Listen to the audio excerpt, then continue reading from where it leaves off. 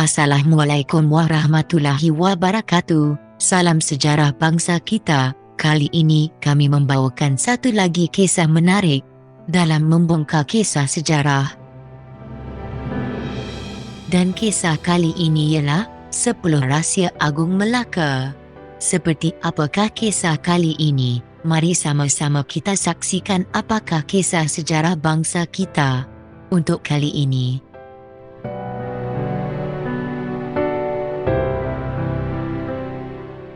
Satu, membesarkan dengan baju Melayu pertama. Tun Hasan Temenggung, anak bendahara Tun Mutawhid Melaka, adalah orang pertama yang melabuhkan baju Melayu, membesarkan pangkal tangan baju dan memanjangkannya. Ini bertujuan bagi menggantikan baju Melayu asal yang kecil potongannya. Gaya baju ini masih lagi digunakan oleh masyarakat Melayu, walaupun telah memasuki 6 abad. Namun, pada abad ke-19 terdapat inovasi yang telah dilakukan ke atas baju Melayu. Potongan gaya moden mula digunakan untuk menghasilkan baju Melayu yang lebih ringkas. Dan mengikuti perkembangan fashion semasa, hari ini, baju Melayu biasanya digunakan untuk majlis keagamaan dan juga majlis rasmi melibatkan budaya Melayu. Terdapat juga sebahagian kecil masyarakat Melayu yang menjadikan baju ini sebagai pakaian basahan seharian disebabkan keselesaannya. 2. Portugis hanya berjaya 1/3 harta kekayaan Melaka. Portugis hanya berjaya memperoleh 1/3 daripada harta kekayaan Melaka yang sebenar. Sebanyak 2/3 harta kekayaan Melaka yang lain dipercayai masih tersimpan di sekitar kota dan negeri Melaka. Di ruang-ruang bawah tanah dengan dinding kebal dan kukuh, pemerintahan Melaka sebelum kejatuhan Sultan Mahmud Shah tidak pernah mengalami kemelesetan ekonomi. Menerusi setiap pemerintahan, harta kekayaan Melaka yang terkumpul adalah melalui ufti yang dihantar, transaksi perdagangan dan juga rampasan perang yang didapati dari kerajaan sekitar yang menentang Melaka. Setiap Sultan Melaka mempunyai bilik simpanan harta yang berbeza. Ini menjadikan khazanah harta Melaka sentiasa meningkat dan bertambah. Terdapat catatan yang mengatakan bilik simpanan harta Sultan Alauddin Shah Melaka mempunyai 3 tan emas selain harta-harta lain. Harta ini telah dirampas oleh Portugis dan menjadi sebahagian harta yang dibawa balik ke Portugal. 3. Pulau Upih adalah kawasan utara Sungai Melaka. Kawasan ini didiami oleh golongan pedagang keling, Cina, Jawa dan pedagang asing yang lain. Setelah ditawan oleh Portugis, kawasan ini dikenali sebagai Tengkera Tranqueira, yang bermaksud kota pertahanan. Penempatan Upih bukan sahaja sebagai lokasi penempatan penduduk, tetapi juga sebahagian kawasan pertahanan Melaka semasa berlaku serangan musuh. Rumah di sekitar Upih telah diubah sesuai dan mempunyai ruang hadapan yang digunakan untuk berniaga. Ini membolehkan pemilik rumah menjalankan perniagaan ataupun menyewakan ruang hadapan rumahnya kepada pedagang.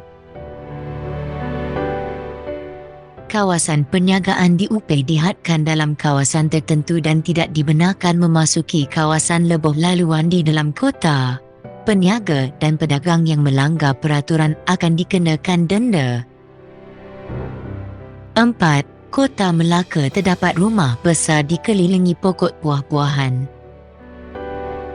Mereka mempunyai sistem pengurusan air bersih dan memiliki tangki-tangki air di setiap rumah. Pemilik rumah ini mempunyai kedai-kedai di dalam kota untuk menjalankan perniagaan mereka.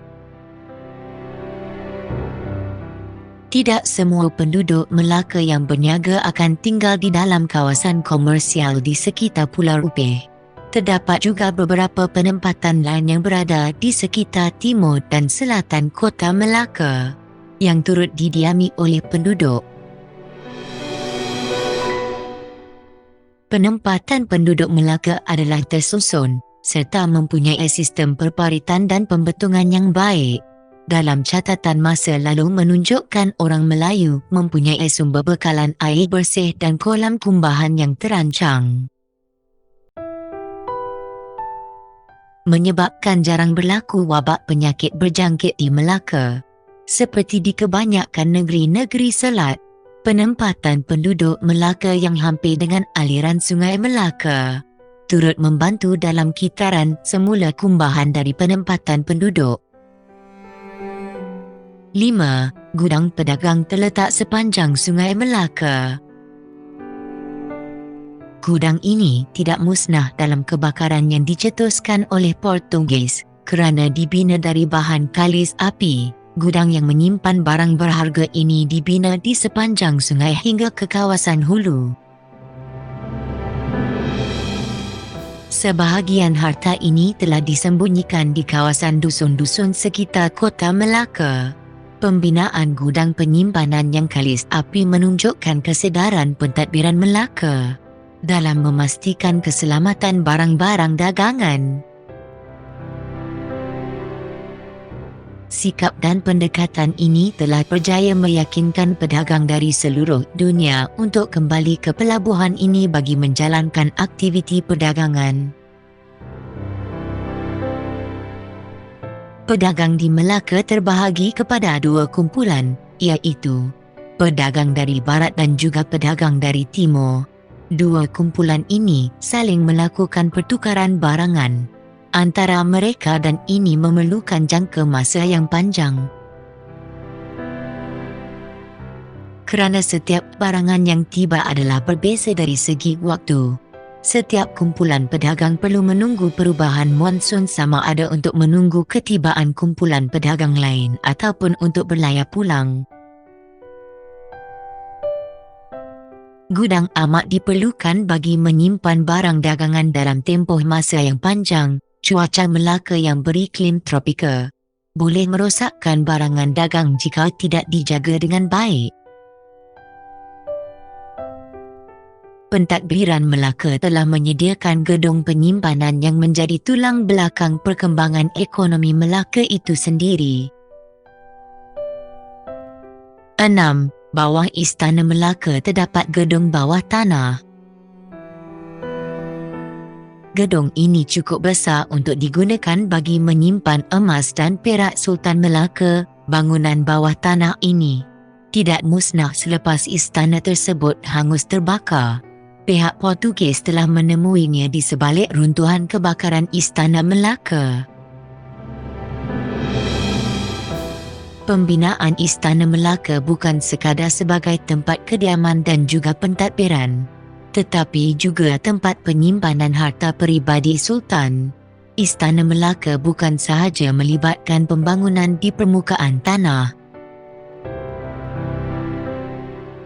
malah turut melibatkan pembinaan di bahagian bawah lantai istana itu sendiri. Setiap Istana Melaka dipercayai mempunyai ruang bawah tanah yang sama. Setiap Sultan Melaka mempunyai simpanan harta yang berbeza-beza. Walaupun pembinaan ruang ini tidak disebutkan oleh Tun Sri Lanang dalam pembinaan kompleks Istana Melaka, namun pihak Portugis telah mengesahkan perkara ini. Ruang ini merupakan sesuatu yang praktikal dan turut dibina oleh kebanyakan bangunan penting pentadbiran di seluruh dunia. Ia merupakan kos menyelenggara keselamatan harta simpanan dan juga mengawal kerahsiaan lokasi sebenar harta Sultan Melaka. 7. Sultan Melaka membenarkan ubah suai rumah. Sultan Melaka membenarkan penduduk kota mengubah suai rumah dengan menjadikan bahagian hadapan ruang rumah mereka sebagai kedai jualan. Cara ini membolehkan mereka menjana pendapatan peribadi untuk berniaga di sepanjang lebuh laluan di hadapan rumah mereka sendiri. Penduduk yang menetap dalam kawasan Kota Melaka bergiat aktif dalam bidang peruncitan dan perdagangan. Mereka kurang aktif dengan kegiatan pertanian seperti masyarakat Melayu di kawasan lain di semenanjung Tanah Melayu. Punca keadaan ini berlaku disebabkan oleh keadaan geografi Melaka itu sendiri yang berbukit bukau dan dipenuhi dengan tumbuhan paya yang tebal di pinggir Kota Melaka. Pekerjaan utama penduduk di sini adalah nelayan kecil yang menangkap ikan di sepanjang kawasan perairan. Para mesuara yang menetap di kawasan pendalaman Muar kemudiannya memilih kawasan muara Sungai Melaka sebagai lokasi baru pusat perdagangan. Bentuk muka bumi yang berbukit dan muara sungai yang dalam menjadikan aktiviti perdagangan terus berkembang pesat. Keadaan ini secara tidak langsung telah mengubah sosioekonomi penduduk awal Melaka dari menjalankan kegiatan perikanan kecil-kecilan kepada aktiviti perdagangan yang menguntungkan. Dasar ekonomi terbuka dan kurangnya campur tangan dalam aktiviti ekonomi telah menggalakkan penduduk Melaka bergiat aktif dalam perdagangan. 8. Melaka mempunyai peraturan hartanah yang sistematik. Seorang dibenarkan menjual hartanah seperti rumah atau kebun kepada pihak lain tanpa kebenaran sultan dan bendahara. Pentadbiran hartanah Melaka turut menggunakan dokumen geran dan sesiapa sahaja perlu membayar nilai tertentu untuk mendapat geran berkenaan. Pengurusan hartanah yang cekap membolehkan hasil mahsul Melaka meningkat.